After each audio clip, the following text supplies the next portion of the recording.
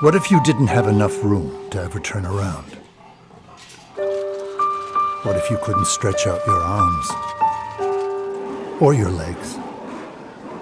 What if you never felt the sun or saw your mother?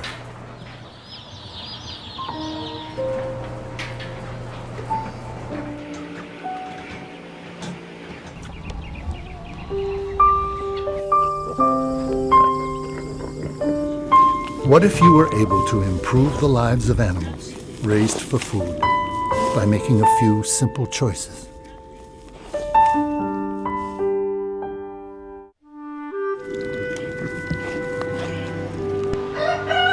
The way animals are treated on today's farms is very different from 50 years ago, when huge factory farms began to put the small family farmer out of business.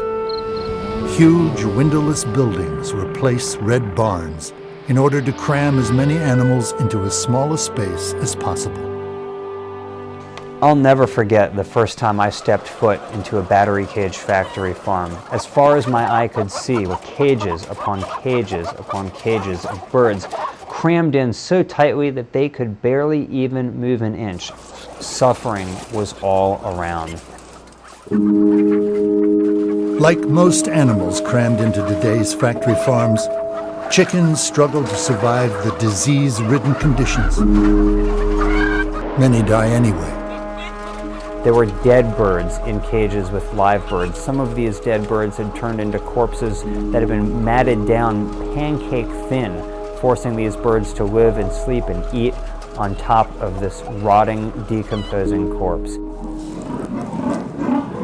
Millions of pigs on factory farms are forced to live in crates so small they are unable to turn around. Many go mad from boredom and stress.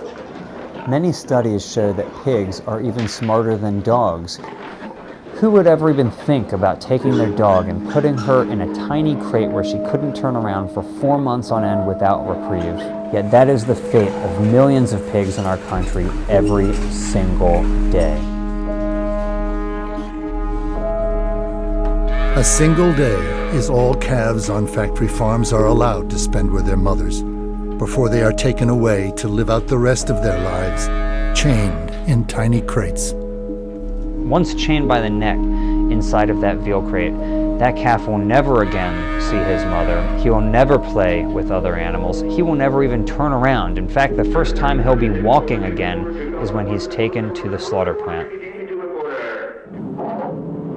Animals born on factory farms leave only once.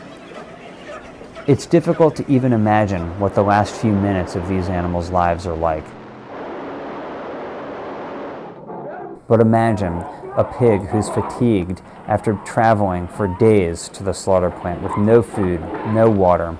She gets off the truck, confused and terrified. She doesn't know where she is, but she can hear the screams of pigs before her. Because she's uncooperative, a man uses an electric prod to force her onto the kill floor. A gun is placed to her head that's designed to penetrate her skull and render her unconscious, but because the line is moving so fast, the stun isn't effective, and she's strung up by her back leg, hung upside down, and has her throat cut, where she bleeds to death. It really is difficult to imagine a worse way to die.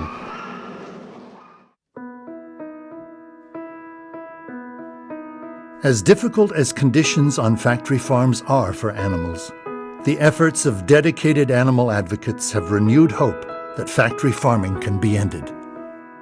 And we've never seen more progress when it comes to improvements for farm animals than we have in recent years.